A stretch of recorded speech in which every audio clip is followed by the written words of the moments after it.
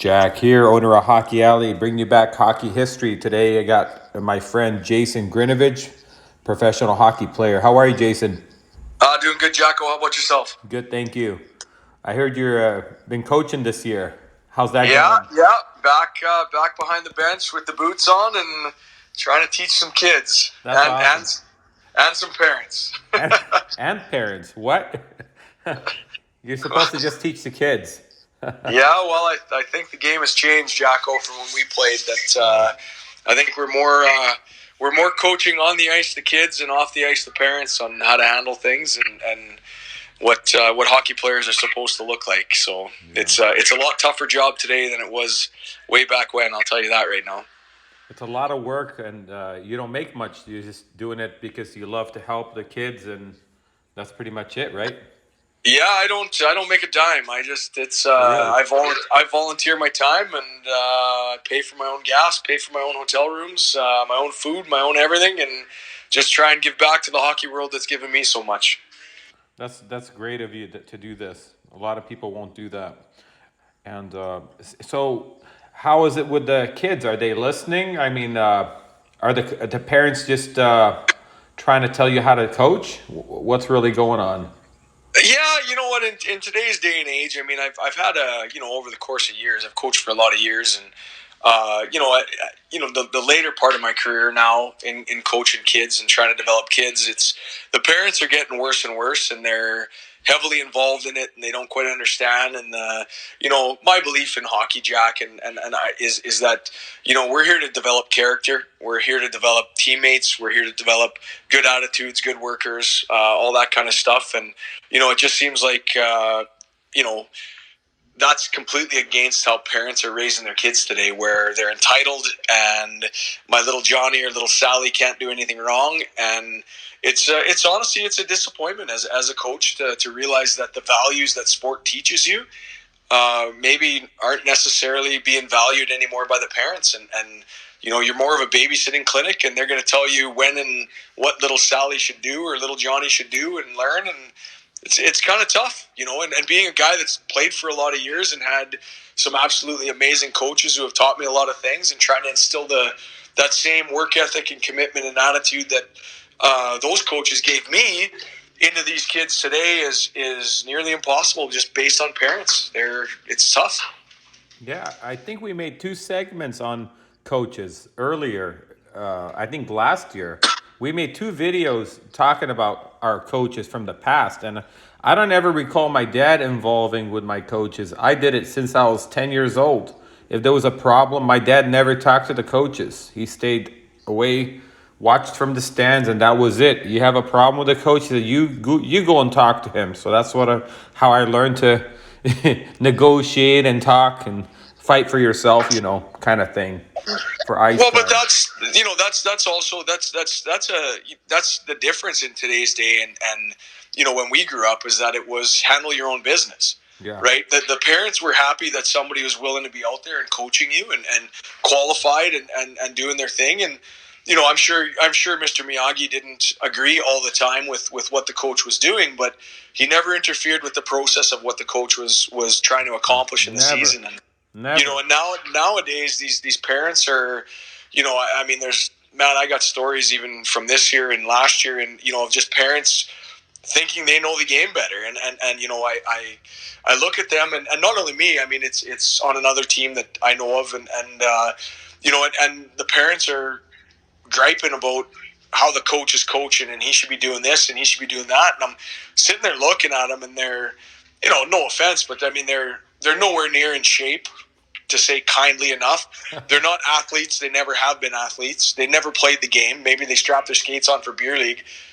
What the heck makes them think they know better than a guy that's done his courses and has played the game? And like I guess that's advice to parents is stay out of the game. Let the coaches coach. And they have a process, and they have, if you want to coach your kid, put your name in the hat. Don't gripe about the coach. Don't stay out of it.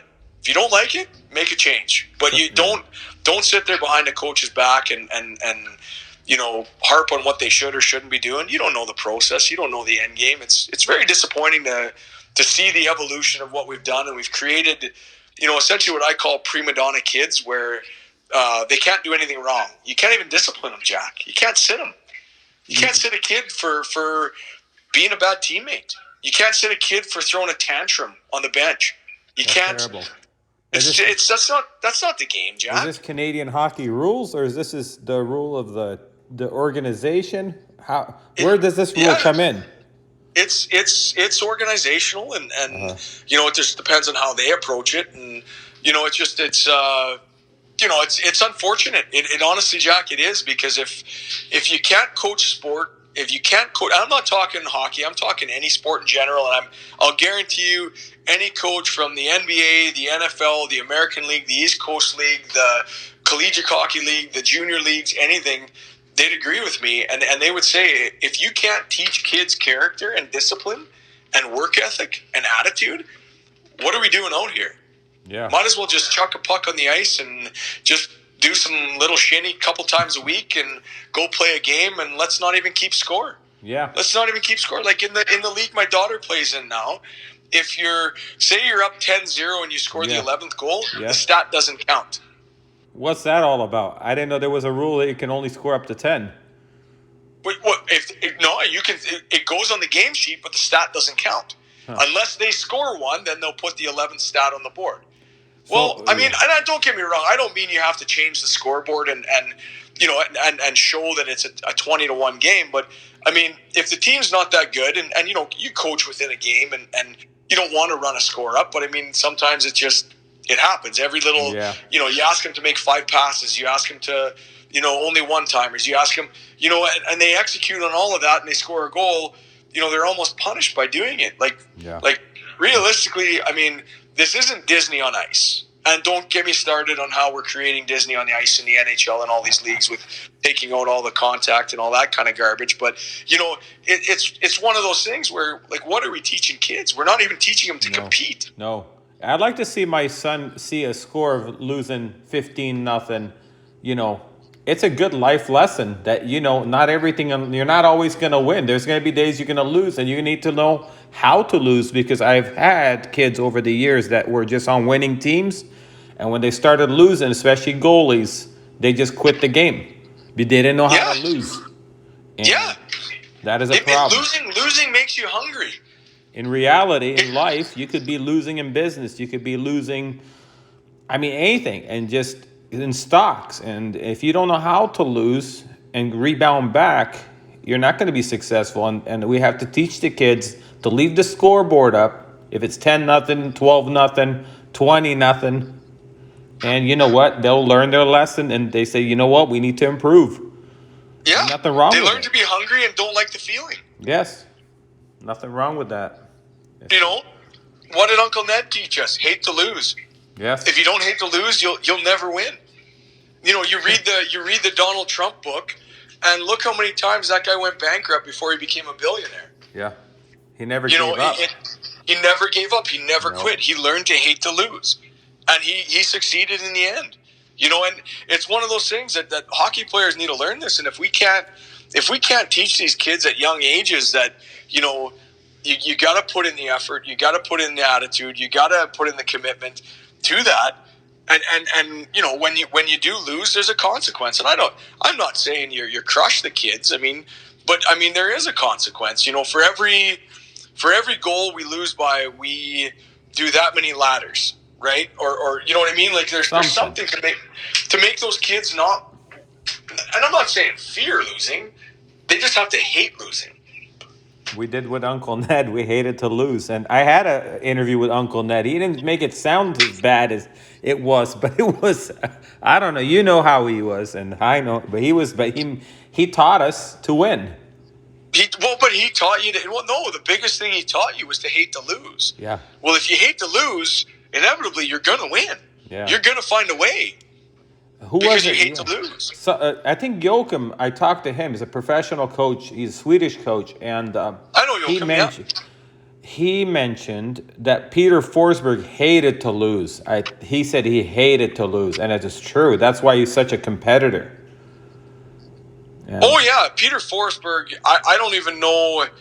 I don't even know if there would be anybody in the NHL that I would, in my personal opinion, compare to as a more fierce competitor. He was like, there was no way. It was, they could be down 3 goals and they weren't down 3 goals anymore. He just took it upon himself that it was like, I'm not losing this game. Yeah. It's not acceptable.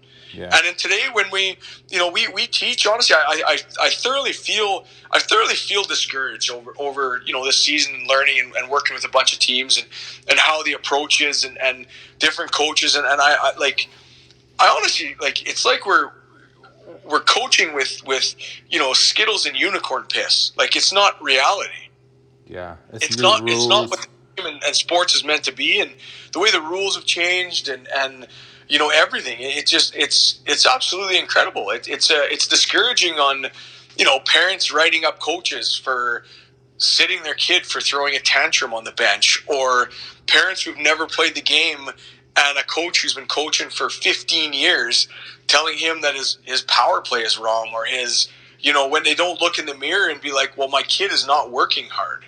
My kid is not committed. My kid is giving up on battles. My body language is terrible.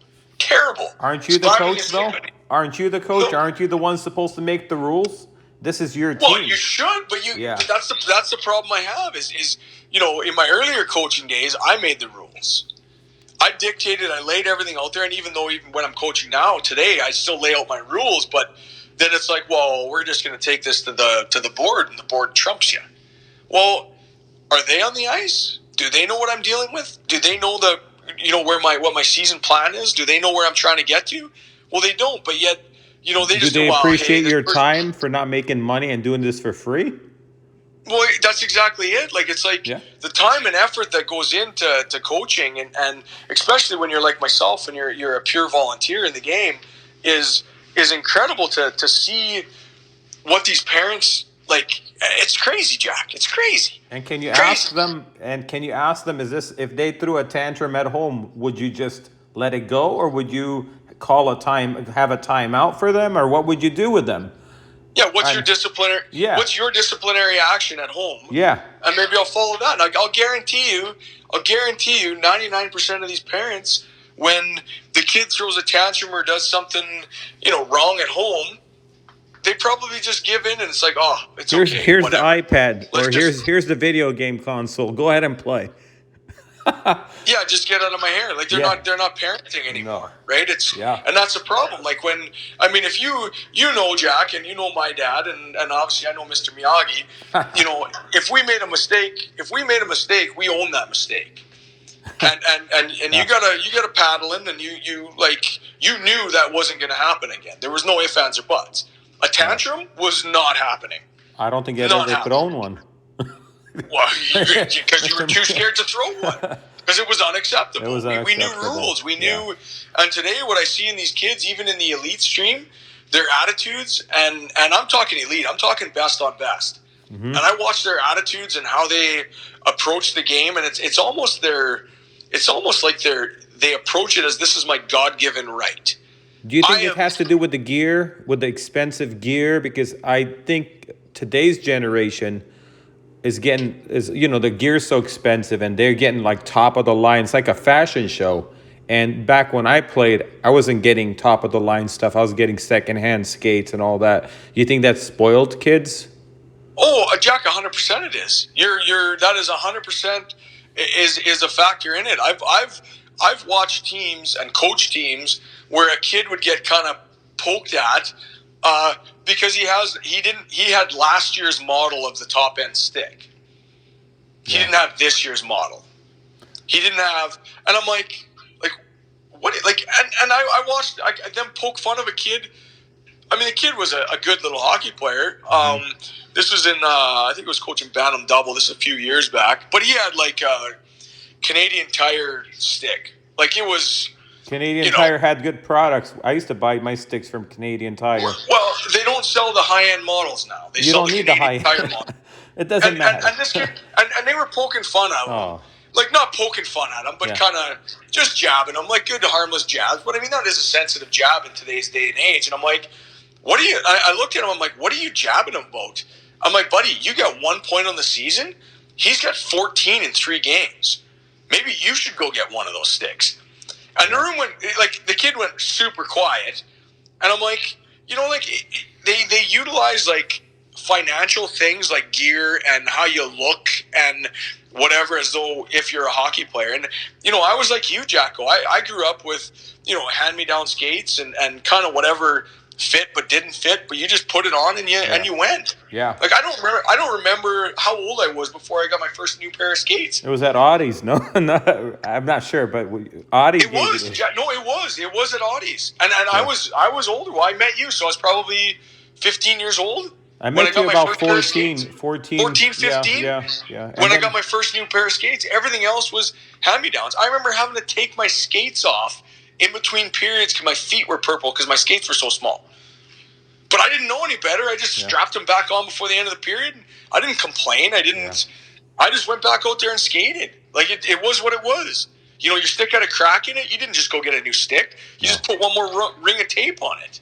Or Dad put some wood glue on it. That's back in the day when the sticks were wood. But, it's just a different mentality out of the kids today and the parents today. And it's like, if you're not skating in the top-end gear, you're not, it's got to be their way. Every little Sally and little Johnny, you have to treat them like they're Connor McDavid or Wayne Gretzky or Sidney Crosby or Alexander Ovechkin.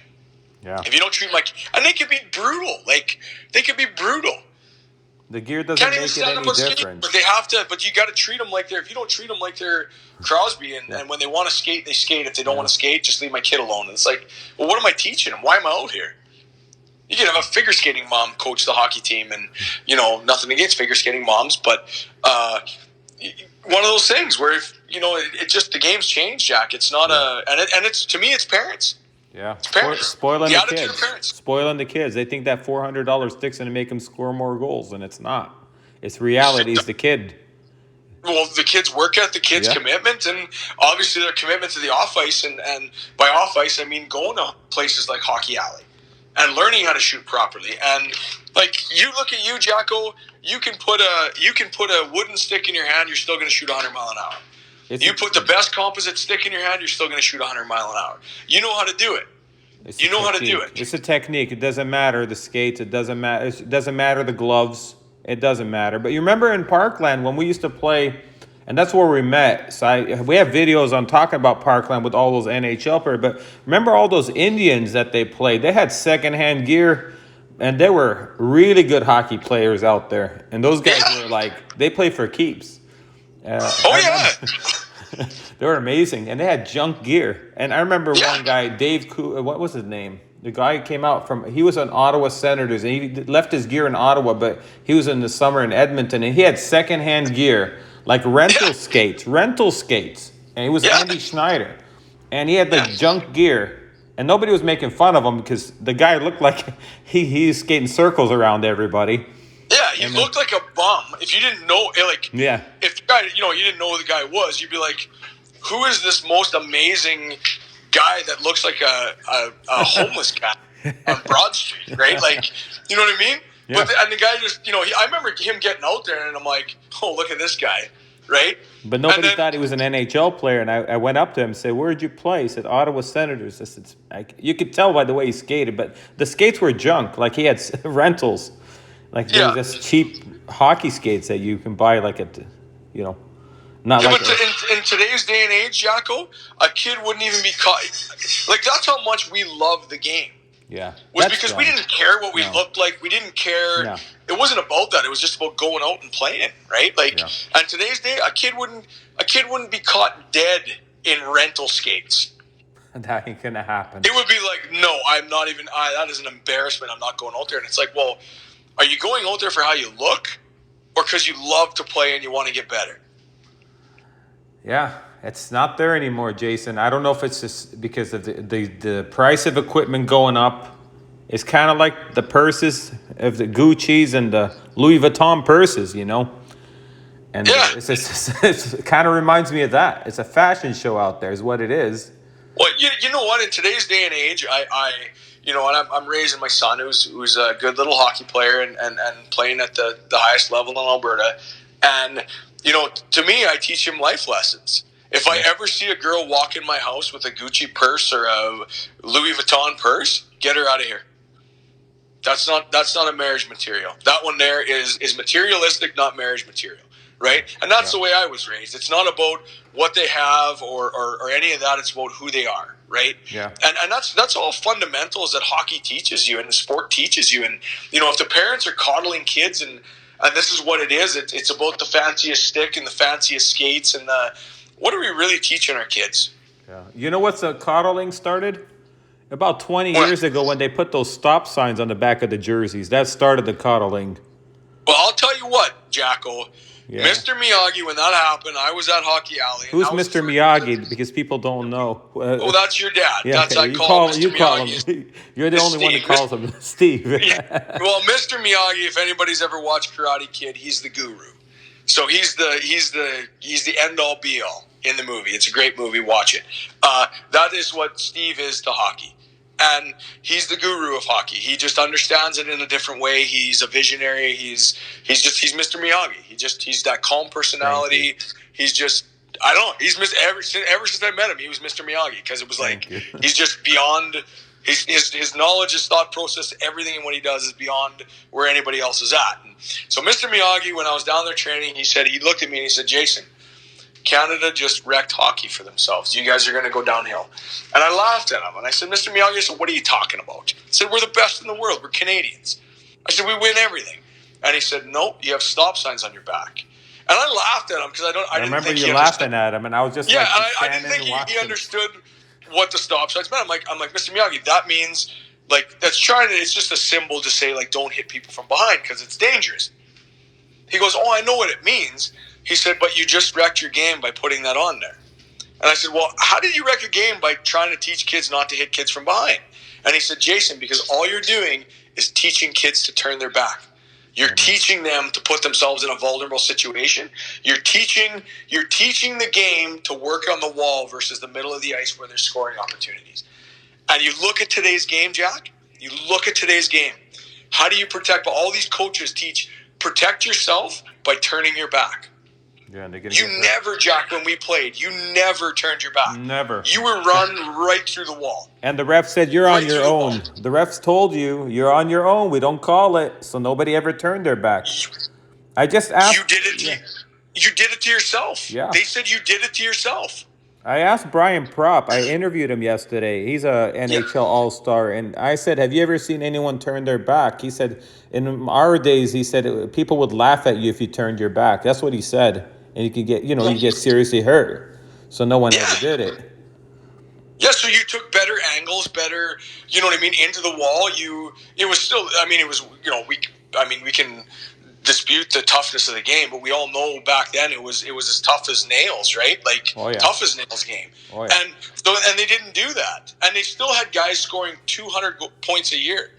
And in this rough, tough, clutch grab league, they had guys scoring 200 points. Why is it that we're trying to change the game to get more goals and more points, yet we're getting less and less every year? And don't forget, the two-line pass wasn't out yet.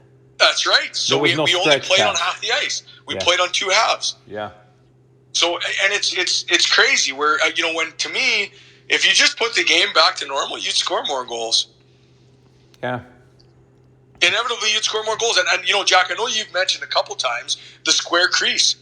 That's a brilliant. The more I've thought about that, the more brilliant that is. Because you're right, the goaltender would struggle to get proper angles. Yeah, and that's when they would get a bit lost in the net, which is fine. Which is fine. Wayne was scoring 92 goals that year, and it was square crease. Yeah, they didn't have a round crease. It came from Europe. The round crease started in Europe. But the reason it started was because to give the goaltenders more awareness on their net. Yeah. And just that's one thing, but it's a lot of stuff that, I don't know if it'll ever go back, and there's more concussions now. They're saying because people saying we've gotten smarter with the concussions, we're observing them early, but people have better equipment now, and they're getting hurt more, and there's less hitting. Well, that's because we teach them to keep their heads down. Because if your head's down and someone hits you, it's an automatic penalty. Yeah. So we're teaching, and again, it's the stop sign rule. Well, what do you teach a kid? Turn your back, you're safe. Skate with your head down, they can't hit you because it's a head contact penalty. I just watched it's been years since I watched Rock'em Sock'em. I think it was Rock'em Sock'em 19 or whatever the heck it was last night. And 19. I watched, that's getting soft. After 14, that's probably the maybe it was tough 13. hockey. And it was, anyway, it was back in, I think it was 2006, I believe it was. And I watched that open ice hit, RJ Umberger, guy I played against in college. I watched him get open ice. He was playing for the Philadelphia Flyers and just KO'd, like out cold. 2 games later, back on his feet, back on the ice. Was it Scott Stevens or no? No, it wasn't Stevens. No, it was, I forget who they were playing. I think they were playing the Avs. No, they weren't playing the Avs. Anyway, but yeah, he got open iced and head down, open iced. Well, I mean, it teaches you a lesson. Yeah, we don't want to see that. We don't want to see that in the game. But, keep your head up. Keep your head up. And it teaches you to keep your head up. And it's all about contact and when you start contact and teaching contact and all that kind of stuff. But in today's day and age, you couldn't even do it with the parents and the kids, how soft they are and how they view everything. Yeah. How could you have contact? Yeah, I think they should start them at 6 years old checking.